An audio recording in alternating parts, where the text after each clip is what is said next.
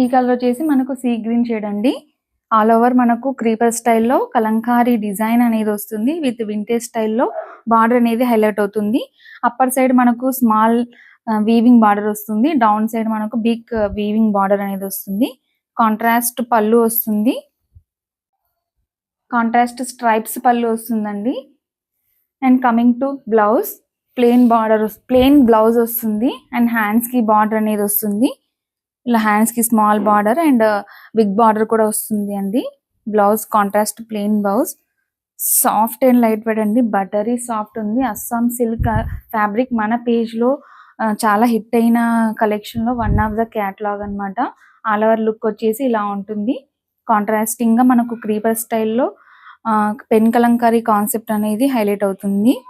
And with vintage style border అనేది వస్తుంది. All over look వచ్చేసి ఇలా ఉంటుందండి.